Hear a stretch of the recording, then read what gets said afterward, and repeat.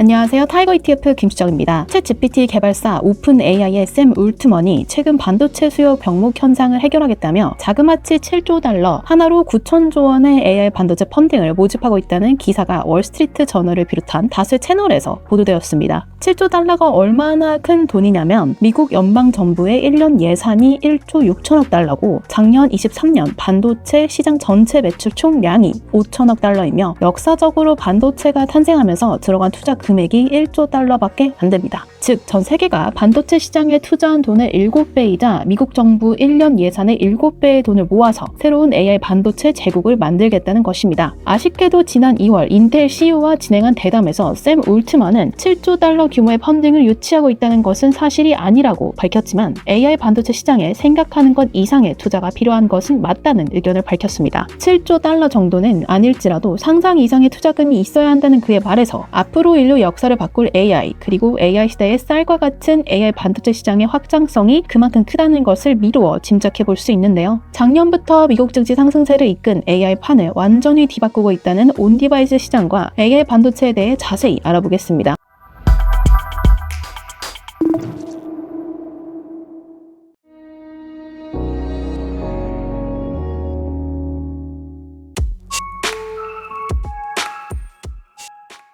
AI 판도가 급변하고 있습니다. 2023년은 AI 전쟁의 원년이라 할 수 있습니다. 2022년 말 출시한 챗GPT는 단 5일 만에 100만 명의 사용자를 확보하며 온 세상을 뒤집어 놓았고 구글, 메타, 마이크로소프트 등 주요 IT 기업이 모두 동시다발적으로 생성형 AI 서비스를 출시하며 AI 전쟁이 시작됐죠. 2023년 AI의 화두는 누가 뭐래도 생성형 AI였습니다. MIT가 매년 초 발표하는 10대 혁신 기술 중 하나로 생성형 AI 기술이 선정되었고 생성형 AI 구현에 필요한 많은 양의 연산을 동시에 처리할 수 있는 GPU 수요가 폭증하면서 과거 게임 시장에서나 유명했던 엔비디아가 IT 시장 중심에 서기 시작했습니다. 엔비디아는 최근 22년 만에 아마존을 제치고 전 세계 시가총액 3위에 오르는 기염을 토했습니다. 엔비디아 주가는 지난해 초부터 지금까지 6.5배가량 올랐고 시가총액 기준으로는 2조 달러를 뛰어넘으면서 무서운 속도로 성장 중인데요. 2월 22일 엔비디아가 시장 전망을 훌쩍 뛰어넘는 실적을 발표하자 뉴욕타임스에는 미친 결과라는 평이 뜨기도 했습니다. 삼성전자가 2년여 만에 8만 원을 돌파한 것만 봐도 엔비디아 옷깃만 스쳐도 주가가 오른다는 말이 저는 농담이 아닐 만큼 영향력이 어마어마해졌죠. 그럼 GPU로 인해 시작된 엔비디아 다음을 잇는 주자는 누구일까요? GPU와 함께 또 다른 축으로 성장할 것으로 기대되는 것은 온디바이스 AI와 NPU입니다. 온디바이스 AI란 휴대폰 또는 노트북과 같은 전자기기에 NPU를 설치하여 기기 자체적으로 간단한 AI 연산을 해주는 것입니다. 생성형 AI가 클라우드에 연결해 방대한 양의 정보를 기반으로 제공된 서비스라면 온디바이스 AI는 각 디바이스 안에서 필요한 인공지능 서비스를 제공하는 기술을 말합니다. 시장 분석기관 마켓앤마켓에 따르면 글로벌 온디바이스 AI 시장은 2022년 185억 달러에서 오는 2030년 1739억 달러로 연평균 37.7% 성장을 전망입니다.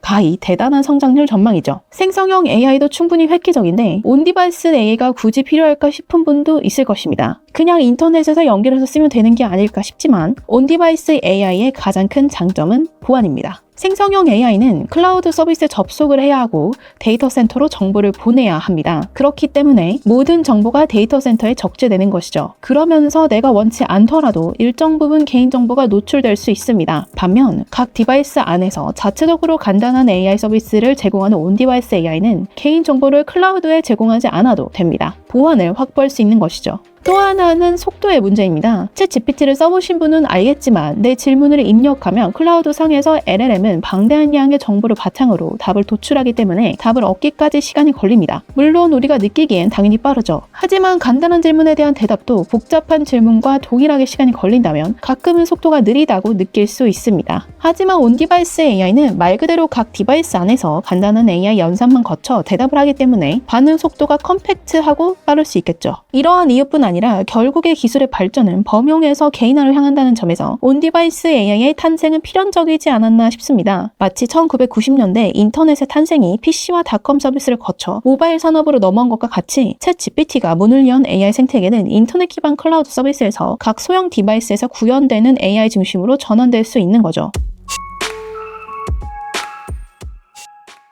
온디바이스 AI 생태계를 이해하기 위해선 알아둬야 할 핵심 개념 3가지가 있습니다. 일단 AI가 잘 작동하기 위해선 첫 번째, 방대한 양의 데이터를, 두 번째, 빠른 속도로 연산하는 것이 기본입니다. 머신러닝, 딥러닝처럼 거대한 언어 모델을 입력해서 학습하고 빠른 속도로 연산해 추론하는 것이죠. 많은 정보를 학습하여 답을 찾는 단계를 넘어 온디바이스 AI 시대엔 꼭 필요한 정보를 골라 효율적인 결론을 도출하는 것이 중요해졌습니다. 또한 작년 AI 판도를 주름잡았던 LLM 모델에서 이젠 소형 언어 모델인 SLLM 모델까지 등장하고 있습니다. 챗 GPT로 대표되는 초거대 언어 모델 LLM은 운영에 천문학적인 비용과 에너지가 필요합니다. 참고로 언어 모델의 크기는 통상 매개 변수 개수에 따라 정해지는데 1000억 개 이상이면 LLM으로 분류됩니다. 챗 GPT에 적용된 GPT-3의 매개 변수는 1750억 개이며 구글이 개발한 팜은 5400억 개에 달하죠. 때문에 온디바이스 AI에 적용하기 어렵습니다. 이에 온디바이스 AI에서는 SLLM이 LLM을 대체할 수단으로 떠오르고 있습니다. SLLM은 최소 수십억 개의 매개 변수만으로 연산 작업을 단축시켜 보다 효율적으로 운영될 수 있는 언어 모델로 매개 변수가 적은 만큼 LLM에 비해 더 적은 컴퓨팅 자원으로 최대한의 효율을 낼 수 있습니다. 가장 큰 장점은 인터넷 연결이 필요 없기에 어떤 환경에서든 모바일, 노트북 등 전자기기에 곧바로 적용할 수 있다는 것으로 온디바이스 AI 시대의 핵심 기술이라 할 수 있습니다. 온디바이스 AI 시대의 가장 큰 변화는 GPU보다 NPU가 더 어울린다는 것입니다. 엣지 디바이스에서 저전력 AI 추론이 가능해지면 더는 대규모 계산에 적합한 GPU가 아닌 추론에 최적화된 NPU가 온디바이스 AI에는 활용될 것이라는 전망이 나오고 있습니다. GPU 수만 대를 연결한 데이터 센터에서 연산되는 클라우드 AI와 달리 온디바이스 AI는 디바이스에 내장된 칩 하나로 연산을 수행해야 합니다. 그렇기에 스마트폰 같은 작은 기계에서 AI 연산은 물론 전략 소모와 발열까지 고려했을 때 적합한 장치는 GPU보다는 NPU라는 것입니다. NPU는 처음부터 AI를 위해 설계된 반도체입니다. GPU가 범용으로 많은 계산을 하기에 적합하다면 NPU는 저전력으로 AI 추론에 특화되어 AI 추론을 가속화하기 위해 설계되었으며 새로운 AI 알고리즘, 모델 및 사용 사례의 개발과 함께 아키텍처가 발전해왔습니다. NPU 시장에서 두각을 나타내는 것은 퀄컴, 인텔, 애플 등 모바일 AP 업체들입니다. 온디바이스 AI를 가장 빠르게 구현할 것으로 기대되는 디바이스가 모바일이기 때문입니다. 모바일 시장의 강자는 삼성전자 갤럭시에 탑재되는 퀄컴입니다. 퀄컴은 최근 네트워크 없이 생성의 AI를 지원하는 AP 스냅드래곤 8 3세대를 출시했는데요. 갤럭시 24에도 탑재되어 온디바이스 AI 시대를 앞당기는 기술을 선보였습니다. 인텔 역시 NPU를 장착한 초저전력 프로세서로 인공지능 결과물을 누구나 산출할 수 있는 인텔 코어 울트라 노트북용 프로세서 제품군을 출시하며 AI 반도체 시대에 출사표를 내걸었습니다. 인공신경망 프로세서 NPU를 모바일에 최초로 탑재한 것은 애플입니다. 자체 개발한 뉴럴 엔진을 듀얼 코어 구성으로 탑재한 시스템 온 칩 M1, M2를 출시하며 AI 반도체 칩 전쟁에 가담하고 있습니다. 앞으로도 해당 분야를 발전시킬 가능성이 높습니다. 온디바이스 AI 시장에서 또 하나 중요한 개념이 바로 반도체 IP입니다. IP는 반도체 회로 설계 라이센스로 설계자가 처음부터 설계하지 않아도 되므로 시간과 자원을 절약할 수 있습니다. 누가 조기에 칩을 개발하여 시장에 출시하느냐가 반도체 칩의 성패를 저하하는 현재 시장 분위기에서 다양한 디바이스 맞춤형 NPU를 개발하려면 검증된 IP의 확보가 곧 경쟁력이라 할 수 있습니다. 현재 반도체 IP의 강자는 ARM입니다. ARM은 IP 중에서도 모바일 CPU의 명령어인 아키텍처를 제공하는 업체로 퀄컴, 애플, 미디어텍 등 모바일 프로세서의 99%는 ARM IP 기반으로 설계되고 있습니다. 모바일 디바이스의 특성상 작은 칩 크기와 전력과 열 효율성을 위해서는 ARM 아키텍처 사용이 필수인 것이죠. 모바일 외에도 자동차, 가전 등 다양한 디바이스로 영역을 확장해 나가고 있습니다. 실제로 온디바이스 AI로 인한 고성능 IP와 모바일 AP 수요 증가로 ARM과 퀄컴은 제2의 도약기에 진입하고 있습니다. 양사는 2023년 4분기 나란히 실적 서프라이즈를 발표했는데요. ARM은 컨센서스 대비 영업이익 31% 상회, 퀄컴은 15% 상회했습니다. 갤럭시 S24와 애플 비전 프로의 흥행에 이어 아이폰 16, 윈도우 12 출시 등 끊임없는 이벤트들이 온디바이스 AI 실적을 견인할 전망입니다.